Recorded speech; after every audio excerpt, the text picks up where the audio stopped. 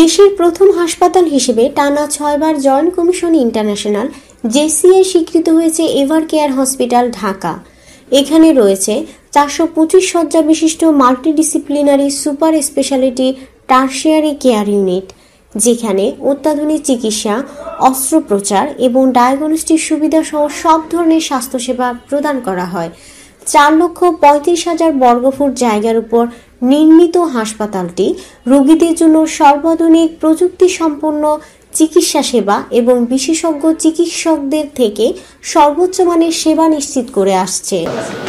এবং যারা আমার সাথে কাজ করেছেন তাদেরকে যেন আরো উন্নত কন্ডিশনে দিয়ে কাজ করার সুযোগ তৈরি করা হয়। এই জন্য নতুন ম্যানপাওয়ার রিক্রুটমেন্ট, যারা আমার সাথে কাজ করেছেন তাদের প্রমোশন এবং নতুন করে আরো নতুন উদ্যমে নতুন বেশি মানুষকে সেবা দেওয়ার জন্য আমি আমাদের প্রশাসনকে অনুরোধ করি। ডক্টর আরিফ মাহমুদ বলেন, এভার কেয়ার শুধুমাত্র চিকিৎসা প্রদানে সীমাবদ্ধ নয়, আমরা রোগীদের জীবনমান উন্নত করতে প্রতিশ্রুতিবদ্ধ।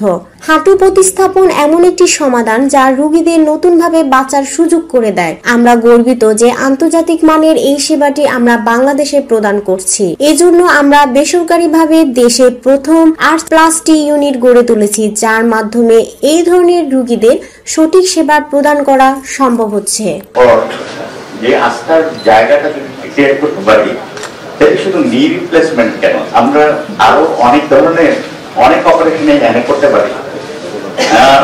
আসলে যেমন আমার অপারেশনের পর আমার যে বলতেছিল যে আবার ভালোর অপারেশন হয়েছিল, ওইটাও সাকসেসফুল, নি রিপ্লেসমেন্ট হয়েছে।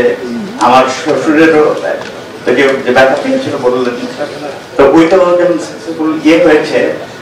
আমার আসলে একটা মেজর অপারেশন আমি এখানে বাড়িতে সাহায্য করেছিলাম, যেটা ওই যে সার্ভাইকাল ডিসপ্রলাইপসের জন্য যে ইয়েটা হয়, সার্জারিটা হয়। আমি একটা অ্যাপয়েন্টমেন্ট করেছিলাম ইন্ডিয়ার অ্যাপোলোতে, কিন্তু শেষ পর্যন্ত আমি এখানে করাই। এখন কেমন আছেন এখন? ইনশাআল্লাহ আলহামদুলিল্লাহ। সো আপনি শেষ করে কথা বলছেন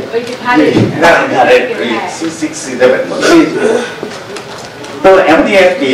আমি তো আমার ভাস্কের এবার স্পাইনের উপর একটা অপারেশন হয়েছে, এটাও জানি না করে অপারেশন করে